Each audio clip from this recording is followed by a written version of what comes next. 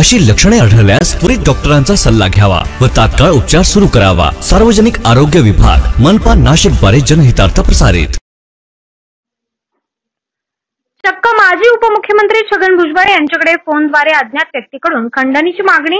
नाशिक गुन्हे शाखा 1 ची मोठी कारवाई। महाराष्ट्र राज्याचे माजी उपमुख्यमंत्री छगनराव भुजबळ यांना अज्ञात व्यक्तीने फोन करून मी आयकर विभागाचा कर्मचारी असल्याचे सांगत आपल्या त्र्यंबकेश्वरमधील फार्म हाऊसवर काही दिवसांनंतर रेड पडणार आहे। जर ही रेड आपल्याला थांबवायची असेल तर आयकर विभागाचे 2 वरिष्ठ अधिकारी आणि आम्ही 6 कर्मचारी असे तुम्हाला 1 कोटी रुपयांची रक्कम द्यावी लागेल। नंतर ही रेड आम्ही थांबवू शकतो असे सांगत फोन करून 1 कोटी रुपयांची खंडणी मागितल्याचा प्रकार समोर आलाय। आरोपी हा एक उच्च शिक्षित असून तो पेठ तालुक्यातील करंजळी या गावात वास्तव्यात आहे। याबाबत माजी मंत्री छगन भुजबळ यांचे स्वीय सहाय्यक संतोष गायकवाड यांनी गुन्हे शाखा 1 मध्ये तक्रार देत संबंधित प्रकार सांगितला। तातडीने गुन्हे शाखा 1 च्या वरिष्ठ अधिकारी यांच्या सांगण्यावरून सापळा रचत पेठ तालुक्यातील करंजळी गावाच्या हायवेच्या लगत आरोपीला शिताफीने ताब्यात घेत त्याच्यावर गुन्हा दाखल करण्यात आलाय।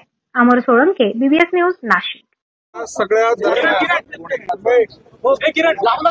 नेमका काय प्रकार घडला, कशा पद्धतीने आपण तपास केला?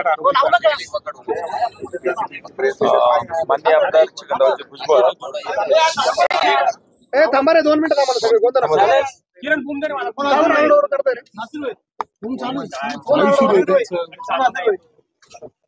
सर काय प्रकार झाला बस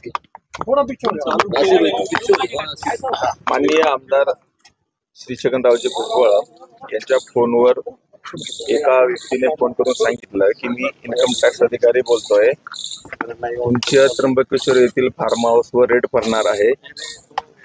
मी इन्कम टॅक्स मध्ये असल्यामुळे मी अधिकाऱ्यांशी बोलून तुमचं प्रकरण सेटल करू शकतो, तुम्हाला पैसे द्यावे लागतील। असं झाल्यानंतर त्यांनी नंतर फोन कट केला। परत काही दिवसानंतर फोन केला, त्यामुळे त्यांनी पैशाची डिमांड केली आणि मग आमदार साहेबांनी सरांना सांगून आम्ही त्या पद्धतीने युनिट 1 ची एक टीम तयार केली आणि त्याला पैसे देताना आपण त्याला ट्रॅप करू अशा पद्धतीने आम्ही सापळा रचला आणि त्या दरम्यान ज्या दिवशी पैसे द्यायचे होते सुरुवातीला त्याने प्रत्येकी 20 लाख असे टोटल 1 कोटी 60 लाख मागितले, परंतु कमी करत करत ते आपण 1 कोटीपर्यंत त्याला आपण तयार केलं आणि ती अमाऊंट येताना त्याने धरमपूर गुजरात या ठिकाणी बोलावलं। त्यावेळेस त्या पैसे घेऊन जाणाऱ्या व्यक्तीबरोबर आपली टीम होती, आपल्या 2-3 टीम मोटरसायकलवर होत्या आणि त्या ठिकाणी त्याला पैसे देण्याच्या वेळेस सापळा करून द्वारे त्याला अटक केली आणि त्याला ताब्यात घेऊन त्याच्याकडे चौकशी केली। सर, संशयित आरोपीची नेमकी काय पार्श्वभूमी आहे, काय तपासादरम्यान? तो BSc झालेला एक ग्रॅज्युएट 23 वर्षाचा करंजाळी पेठ तालुका येथील युवक आहे।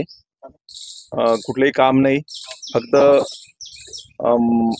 मला काहीतरी बनायचं किंवा पैसे कमवायचे या हेतूने त्याने हे कृत्य केलेलं आहे। सर, पहिल्यांदा खंडणी कधी मागितली आणि किती दिवस हे सगळं प्रकरण चालू होतं? पहिल्यांदा फोन 23 एप्रिल रोजी आला, त्यानंतर 2 मे रोजी आला, नंतर मग गेल्या 4 दिवसापासून दररोज बोलणं चाललं होतं। स्वतः भुजबळ साहेबांचं त्या आरोपीचं काही फोनवर संभाषण झालं होतं? नाही, तो मोबाईल भुजबळ साहेबांनी त्यांच्या एका PA कडे डायव्हर्ट केलेला होता। संतोष गायकवाड हे रेग्युलर त्या आरोपीशी संपर्कात होते।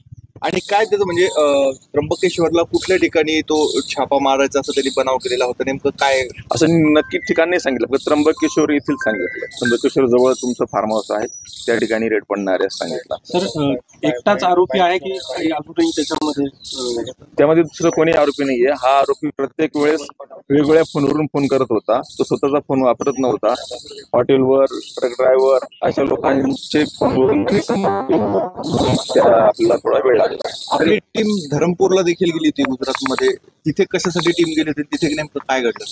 आपल्याला ते पैसे देताना त्याला पकडायचं होतं, त्यासाठी आपली टीम गेली। पण त्यांनी पहिलं लोकेशन धरमपूर सांगितलं होतं, नंतर त्याला थोडा डाऊट आला, मग त्याने दुसरं लोकेशन सांगितलं एका हॉटेल जवळ हायवेवरच, आणि त्या ठिकाणी त्याला पकडलं। जो खंडणी मागणारा व्यक्ती होता त्याचं आणि भुजबळ साहेबांचं देखील बोलणं झालं होतं फोनवर, त्यांच्याशी देखील त्यांनी संवाद साधला होता असंही कळत आहे.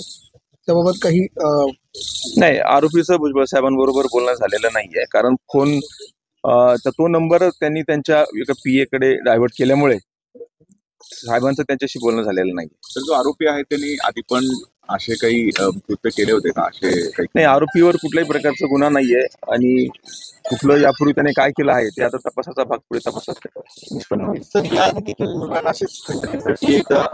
वगैरे फोन ते आणि याचं काही कनेक्शन आहे? नाशिक शहर आर्थिक गुन्हे शाखा. नाही, ते अजून तरी तसं काही निष्पन्न झालेलं नाही. ओके.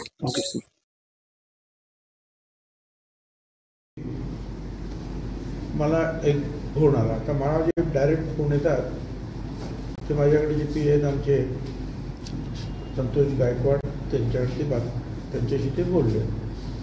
तर त्यांनी सांगितलं काय करायचं ते सांगा,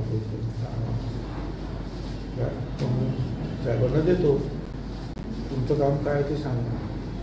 त्याने सांगितलं मी इन्कम टॅक्स ऑफिसमध्ये, बरोबर ना? हो, इन्कम टॅक्स ऑफिसमध्ये पैसे आहेत आणि आम्हाला अशी बातमी आहे की त्र्यंबकेश्वरला साहेबांचा एक मोठा फार्म आहे आणि त्याच्यामध्ये फार मोठ्या प्रमाणावर पैसा त्यांनी साठवून ठेवलेला आहे.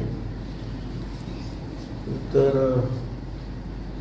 आणि त्याच्यावर रेट पडणार आहे त्या फार्मवर. तर ती वाचवायची असेल मदत करू शकतो तुम्हाला. मग हे संतोष गायकवाडांना मी साहेबांशी बोलून घेतो. तर आणि म्हणजे असा फोन आहे. म्हटलं अरे त्र्यंबकेश्वरला कुठला आपला फार्म आला आहे? आपण त्या काय तो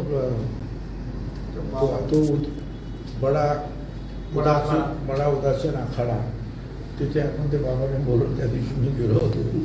काय आणि काय नाव त्याचे कार्यकर्त्यांचं आपलं ते कैलास घुले यांनी. नंतर बघितलं त्यांना तो मला मला वाटलं असेल काय वाटतं त्यांचं ते हे आहे. त्याच्यानंतरच ते फोन त्याची सुरू झाली असं दिसतंय मला. काय आपलं काय तिथे फार्मच नाही आहे, तो मुख्य आहे आणि त्याच्या 10-12 वेळा झडत्या झाल्या सगळं आणि एकही केस आपल्यावर नाही आहे. ही काहीतरी गडबड आहे. मी सांगितलं तू त्याच्याशी बोलत राहा. परत त्याला फोन येत राहिले. मग आम्ही ज्या CPला कमिशनर ऑफ पोलीस नाशिकला सांगितलं हे असं सारखे फोन येत आहे आणि तुम्हाला मी सांगतो की मला तुम्ही पैसे द्या म्हणजे मी तुमची केस मिटवून टाकतो आणि मग रेट पण पडणार नाही, काही पडणार नाही तुमच्यावर, मला पैसे लागतो. मग ते म्हणाले ठीक आहे. त्यांनी जे याच्याकडून ते सगळं मागवून घेतलं काय रेकॉर्डिंग वगैरे यांनी केलं होतं ते सगळं आणि पुन्हा ते फोन येत राहिले. मग त्याप्रमाणे ते रेकॉर्डिंग त्यांनी टीम वगैरे तयार केली एका डेप्युटी पोलीस कमिशनरच्या अध्यक्षतेखाली आणि 1 कोटी रुपये त्याने मागितले. नंतर मग आम्हाला असं कळलं काळ मग ठरलं यांचं आणि त्याचं ठरलं किंवा कुठे यायचं काय कुठे धरमपूर, हे गुजरात बॉर्डर कुठेतरी धरमपूर आहे. मग या लोकांनी एक मोठी टीम तयार केली. त्याच्यामध्ये गुजरातचे नंबर प्लेट तिकडच्या 3 मोटरबाईक्स घेतल्या पोलिसांनी, आणखी दुसरी माणसं घेतली आणि मग त्यांनी एक मोठी कागद भरलेली पिशवी तयार केली. ती पैसे घेऊन मग तो बोलवल्या ठिकाणी ती गाडी गेली. आजूबाजूचे लोक होते. त्याने तिथे आणखीन पुढे तिकडे अमुक ठिकाणी या डावीकडे वापर असे 2-4 ठिकाणी ते वळवत त्याला ते नेलं आणि मग शेवटी मग ते त्याला कळलं की आता आपण फार सेफ झालो. आणि मोटरसायकलवर होता तो खरं म्हणजे ते यांच्या गाडीच्या पाठीमागेच होता. पोलिसांची जी खाजगी दुसरी गाडी होती त्याच्या पाठीमागेच तो होता. आणि तू सांगायचं डावीकडे उजवीकडे यांना माहिती नाही कोण काय. ठीक आहे. त्याप्रमाणे हे केल्यानंतर तो आला आणि तो आला आणि ते